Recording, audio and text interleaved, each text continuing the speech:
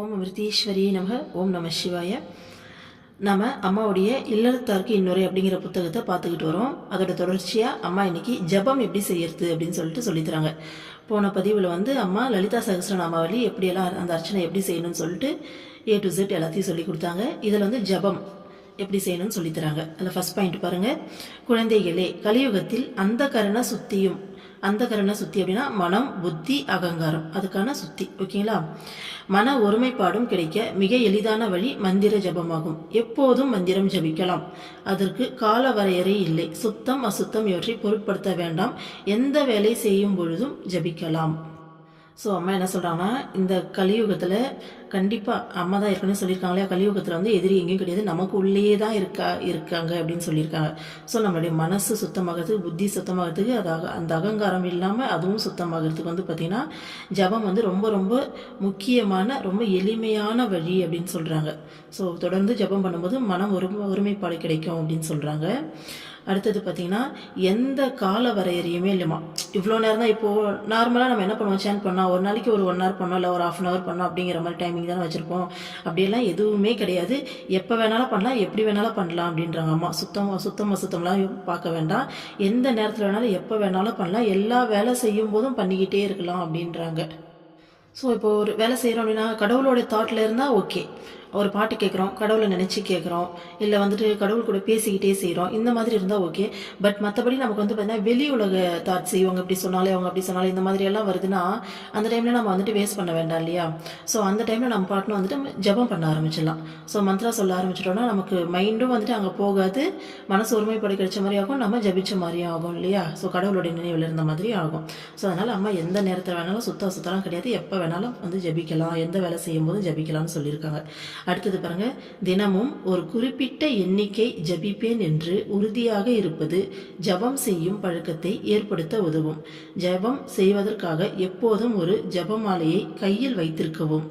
108 மணிகள் உள்ள மாலையாக இருந்தால் தினமும் இவ்வளவு மாலைகள் ஜபம் செய்வேன் என்று நிச்சயித்துக் கொள்ளலாம். நடக்கும் பொழுதும், பிரயாணம் செய்யும் பொழுதும்,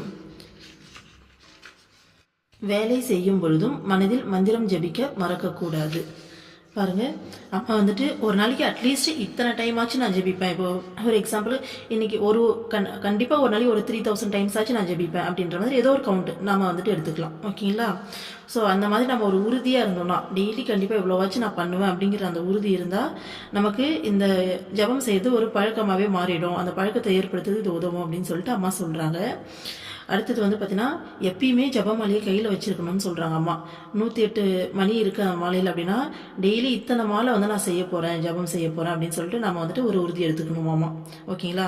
பாருங்கள், நடக்கும்போதெல்லாம் சும்மா நடக்காதீங்க, ஏன் டைம் வேஸ்ட் பண்ணுறீங்க, ஜபம் செஞ்சுட்டே நடங்க அப்படின்றாங்க அம்மா. அதேமாதிரி பிரயாணம், ஏன்னா ட்ராவல் பண்ணுறோம் அப்படின்னா அந்த டைம்லேயும் ஜபம் செஞ்சுட்டே ட்ராவல் பண்ண சொல்கிறாங்க. வேலை செய்யும் பொழுதும் மனசில் ஜபம் பார்த்திங்கன்னா மறக்கக்கூடாதுன்றாங்க. இப்போது ஒரு சிலர்லாம் அந்த மூளையை யூஸ் பண்ணி செய்கிற வேலையாக இருக்கும். இப்போ ஒரு டீச்சிங்லாம் வேணா மேக்ஸ் சொல்லி தரோம்னா அந்த டைமில் நம்மளால் பண்ண முடியாது. கண்டிப்பாக கம்ப்ளீட்டாக நமக்கு மைண்ட் அங்கே அப்ளை பண்ணி ஆகணும். மற்றபடி இப்போ வீட்டில் சமைக்கிறோம், துவைக்கிறோம், வீடு க்ளீன் பண்ணுறோம், இந்த மாதிரியான வேலைகள் இல்லை மற்ற வேலைகள் செய்யும்போது கண்டிப்பாக நம்ம ஜபம் பண்ணிக்கிட்டே இருக்கலாம் இல்லையா? ஸோ அந்த மாதிரியான வேலைகள் செய்யும்போது அம்மா ஜபம் பண்ணிக்கிட்டே செய்ய சொல்கிறாங்க.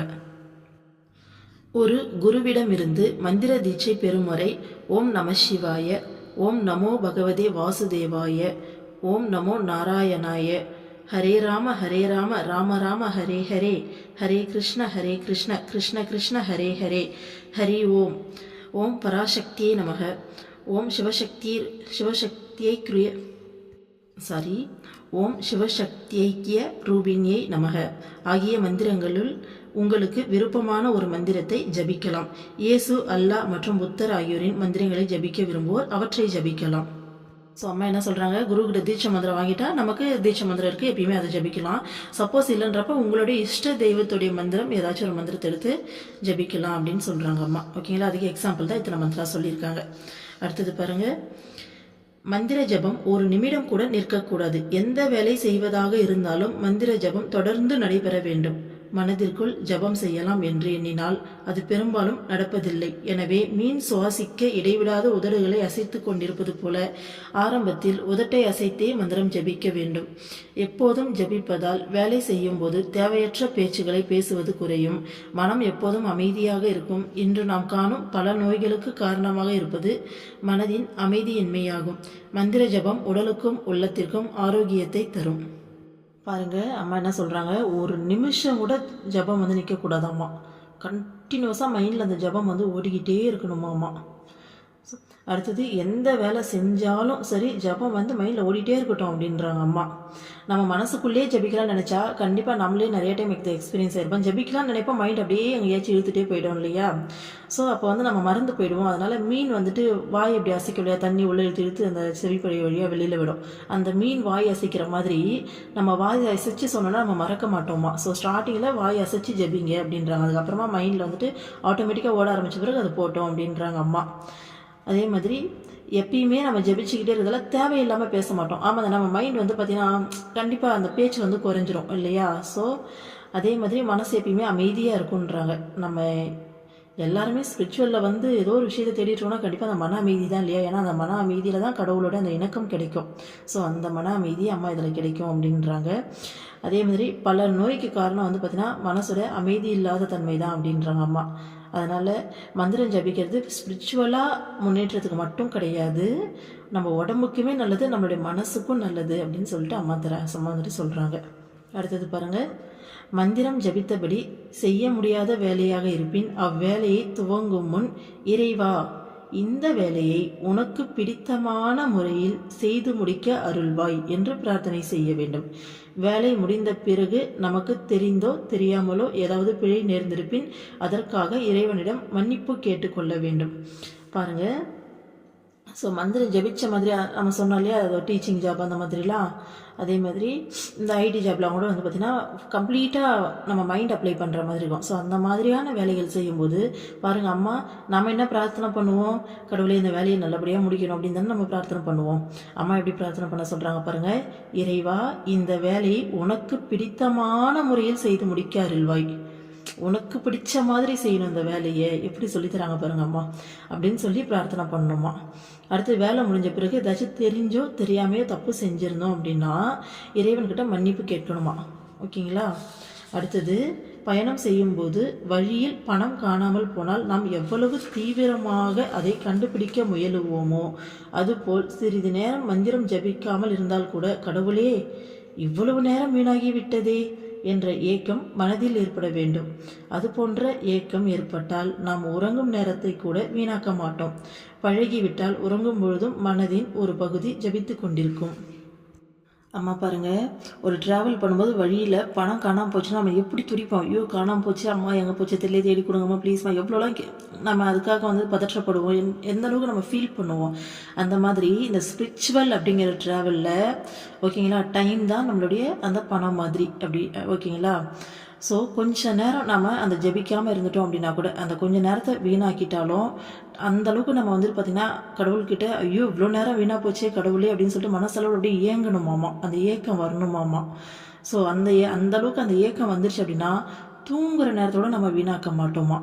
நமக்கு அப்படியே பழகிடுச்சுன்னா தூங்கும்போது மனசோட ஒரு பகுதி வந்து அது பாட்டுன்னு சேன் பண்ணிகிட்டே இருக்குமாமா. ஸோ அந்தளவுக்கு வந்து பார்த்திங்கன்னா கொஞ்சம் நேரம் கூட வேஸ்ட் பண்ணக்கூடாது, ஜெபிச்சுக்கிட்டே இருக்கணும் அப்படின்னு அம்மா சொல்கிறாங்க. ஓகேங்களா. அடுத்தது, குழந்தைகளே, கோடி ரூபாய் நஷ்டமானாலும் அதை திரும்ப பெறலாம். ஒரு வினாடி நஷ்டமாகிவிட்டால் அது திரும்ப கிடைக்காது. கடவுளை எண்ணாமல் இருக்கும் நேரம் அனைத்தும் வீணே. ஒரு கோடி ரூபாய் நஷ்டமாயிட்டா கூட அது வந்து திரும்ப கிடைச்சிரும். ஓகேங்களா. ஏன்னா கடவுளுக்கு யோசிச்சு பாருங்கள், பணம்லாம் ஒரு விஷயமா, நம்ம வந்துட்டு எல்லாருமே கடவுள் கூட ட்ராவல் பண்ணுறோம். ஸோ பணங்கிறது ஒரு அவ்வளோ பெரிய விஷயம்லாம் கிடையவே கிடையாது இல்லையா. பட் டைம் அப்படிங்கிறது நமக்கு இந்த ஒரு லைஃப் டைம் தான் இருக்குது. இந்த லைஃப் டைமில் நம்ம என்ன சொல்றது, எவ்வளோ நேரம் கடவுள் கூட நம்ம ஸ்பெண்ட் பண்ணுறோமோ அதுதான் நம்ம வாழற நேரமாக இருக்குது. ஸோ அதில் ஒரு செகண்டு கூட வேஸ்ட் பண்ணக்கூடாது, அது நஷ்டமாயிடக்கூடாது. அந்த ஒரு செகண்டு கூட திரும்ப கிடைக்காதுன்றாங்க அம்மா. அதனால கடவுளை நினைக்காம நீ எவ்வளோ நேரம் இருக்கோ அவ்வளோவும் வேஸ்ட் அப்படின்றாங்க அம்மா. அதுதானே உண்மையை கூட யோசிச்சு பாருங்கள். இப்போ இந்த பாடி விட்டு நம்ம வெளில போயிடுறோம், அப்போ நம்ம ஃபீல் பண்ணுவோம் இல்லையா, ச்சே அப்படின்னு சொல்லிட்டு நம்ம இவ்வளோ நேரம் வந்து வேஸ்ட் பண்ணிட்டோமே, இந்த நேரத்தோட கடவுள் இன்னும் கொஞ்சம் பிடிச்சிருக்கலாமேன்னு சொல்லிட்டு அப்போ ஃபீல் பண்ணுவோம் இல்லையா. ஸோ அதை அவாய்ட் பண்ணணும். நம்ம இப்பயே வந்து ஒரு செகண்ட் கூட வேஸ்ட் பண்ணாமல் நம்ம கடவுளை வந்துட்டு பிடிக்கணும். சரி, ஓகே. நம்ம எல்லாரும் சேர்ந்து அம்மா கிட்ட ஒரு பிரார்த்தனை பண்ணலாமா? ஓகேங்களா? அம்மா ஸ்ரீமத் அமிர்தானந்தமயி தேவியே, அம்மா எங்களுடைய குருவே, பரமாத்மாவே, எங்கள் மைண்டில் நிறைய தாட்ஸ் வருதுமா. அதெல்லாம் வேண்டாம்மா. ஒரு தாட் வந்தால் அது பின்னாடியே மைண்டு போயிடுதுமா. பாருங்கள், ஒரு செகண்ட் வீணாக்குனா கூட அது வந்துட்டு வேஸ்ட்டு. கடவுளை நினைக்கிற ஒவ்வொரு செகண்டும் தான் வந்து பிரயோஜனம்னு சொல்கிறீங்க, அதுதானம்மா உண்மை. ஆனால் எங்கள் மைண்டில் ஒரு தாட் வந்து அந்த தாட் பின்னாடியே நம்ம மைண்டு போயிட்டு தேவையில்லாமல் டைம் வேஸ்ட் ஆகுதுமா. அது வந்து பார்த்தீங்கன்னு வச்சுக்கோங்களேன், எங்களுக்கும் ஒரு பனிஷ்மெண்ட் கொடுக்குற மாதிரி இருக்குமா. அந்த நேரம் வந்து சுகமான நேரம்லாம் இல்லை. எந்த நேரம் கடவுளை நினைக்கிறோமோ அதுதான் சுகமாக இருக்கே தவிர, இந்த மாதிரி தேவையில்லாத தாட்ஸ் எல்லாம் வர நேரம் எங்களுக்கு நாங்களே பனிஷ்மெண்ட் கொடுத்துக்கிற மாதிரி இருக்குமா. அந்த நேரம் உங்களையும் மிஸ் பண்ணுறோம், நீங்களும் எங்களை மிஸ் பண்ணுவீங்க இல்லைம்மா. நீங்களும் எங்களுக்காக தானே ஏக்கத்தோடு உட்காந்துருக்கீங்க. அப்போ நீங்களும் கஷ்டப்பட்டு நாங்களும் கஷ்டப்பட்டு எதுக்குமா இந்த மாதிரி? இதெல்லாம் வேண்டாம்மா. எங்கள் மனசுக்குள்ளே ஒரு எண்ணம் வருதுன்னு வச்சுக்கோங்களேன், அது நீங்கள் கொடுக்குற எண்ணமாக இருக்கட்டும்மா, உங்களை பற்றின நினைவாக இருக்கட்டும்மா. ப்ளீஸ்மா ப்ளீஸ்மா ப்ளீஸ்மா. நாங்கள் முயற்சி பண்ணுறோமானா திரும்ப திரும்ப தோற்றுக்கிட்டே இருக்கோம்மா. இது கண்டிப்பாக உங்களுடைய அருளால் தாம்மா முடியும். எங்களோட முயற்சியால் முடியக்கூடிய விஷயமே கிடையாதுமா இது. எங்களால் என்ன சொல்ல, ஒரு எறும்பு மாதிரி தான் முயற்சி பண்ண முடியும். ஆனால் உன்னுடைய அருள் இருந்தால் கண்டிப்பாக உடனடியாக அது நடக்குமா, எங்களுக்கு தெரியுமா. ப்ளீஸ்மா, உங்கள் குழந்தைங்க எல்லாரும் சேர்ந்து கெஞ்சி கேட்குறோம்மா. எங்கள் மனசுக்குள்ளே வர ஒவ்வொரு எண்ணமும் நீ கொடுக்குற எண்ணமாக இருக்கட்டும்மா, உன்னுடைய விருப்பப்படியான எண்ணமாக இருக்கட்டும். இப்போது நம்ம குழந்தைங்க இப்படி தான் இருக்கணும்னு சொல்லிட்டு இதெல்லாம் தான் நினைக்கணும்னு உன் மனசுக்குள்ளே ஒரு ஆசை இருக்கும்ல. ஸோ அந்த மாதிரியான எண்ணங்கள், அந்த ஆசை நிறைவேறுற மாதிரி எங்கள் மனசை மாற்றி வச்சிருமா. எங்களுக்குள்ளே வர எண்ணங்கள் எல்லாம் நீங்கள் கொடுக்குற எண்ணங்களாகவே இருக்கட்டும்மா, உங்களை பற்றின நினைவாகவே இருக்கட்டும்மா. நான் ஒரு விஷயம் கேட்கணும்னா உன்னை பற்றி கேட்கணும், நான் ஒரு விஷயம் பேசணும்னா உன்னை பற்றி பேசணும். அதுக்குன்னு சொல்லி தேவையில்லாமல் எல்லாத்தையும் பேசி டைமும் வேஸ்ட் பண்ணக்கூடாதுமா. முழுசாக அந்த ஆழ்ந்த அமைதியில் உன் கூடவே மெர்ஜிலேயே இருக்கணுமா. வேறு எந்த தாட்டம், வெளி உலக தாட்டம் எதுவுமே எங்களுக்கு வேணாம்மா. ப்ளீஸ்மா ப்ளீஸ்மா ப்ளீஸ்மா. நீங்கள் தாம்மா எங்களுக்கு அருள் புரியணும். எல்லாரும் அம்மாவுடைய பாதத்தை தொட்டு வணங்கிட்டு இந்த பிரார்த்தனையை வந்துட்டு நம்ம வச்சுக்கலாம். ஓகேங்களா? அடுத்தது பாருங்க, தினமும் ஒரு பக்கமாவது மந்திரத்தை தெளிவாக எழுதுவது நல்ல பழக்கமாகும். மந்திரத்தை உச்சரிக்கும் பொழுது கிடைக்கும் மன ஒருமைப்பாட்டை விட எழுதும்போது பலருக்கு அதிகமான மன ஒருமைப்பாடு கிடைக்கிறது. மந்திரத்தை உச்சரிக்க மட்டுமின்றி அதை எழுதும் பழக்கத்தை குழந்தைகளிடம் ஏற்படுத்த முயல வேண்டும். கையெழுத்து அழகாக அமையவும் இது உதவும். மந்திரம் எழுதிய புத்தகத்தை அலட்சியமாக எங்காவது வைக்காமல் பூஜை அறையில் பத்திரமாக வைக்க வேண்டும். பாருங்க, நம்ம ஜபிக்கிறது மட்டும் இல்லை, எழுதவும் செய்யலான்றாங்க. அட்லீஸ்ட் ஒரு பேஜாச்சும் ஒரு நாளைக்கு எழுதணுன்றாங்க அம்மா. ஸோ மந்திரம் ஜபிக்கிறத விடவும் எழுதும்போது வந்து மன ஒருமைப்பாடு வந்துட்டு அதிகமாக கிடைக்கும் அப்படின்றாங்க அம்மா. குழந்தைங்களுக்கு நம்ம இந்த பழக்கத்தை ஏற்படுத்தணும் அப்படின்னு சொல்கிறாங்க. அடுத்தது ஹேண்ட் ரைட்டிங் இம்ப்ரூவ்மெண்ட்டும் குழந்தைங்களுக்கு ஏற்படும் இதெல்லாம் அப்படின்றாங்க. அதே மாதிரி எழுதிட்டு கண்ட மாதிரி புக்கை வைக்காமல் பூஜை ரூமில் வந்துட்டு வைக்கணுமாம்மா புக்கு. ஓகேங்களா? ஸோ இதோடு இந்த டாபிக் வந்து முடியுது. இதில் ஏதாவது நல்லா பேசுதுன்னா கண்டிப்பாக அம்மா தான் வந்துட்டு அதை பேசியிருக்காங்க. ஏதாச்சும் தவறு பண்ணியிருந்தா கண்டிப்பாக அதை நான் தான் பண்ணியிருக்கேன். ஸோ ஏதாச்சும் வந்துட்டு கொஞ்சம் சரியாக பேசலாம், எல்லோரும் என்னை மன்னிச்சிடுங்க. சர்வம் கிருஷ்ணா அர்ப்பணம். ஓம் அமிர்தீஸ்வரி நமக. ஓம் நம சிவாய.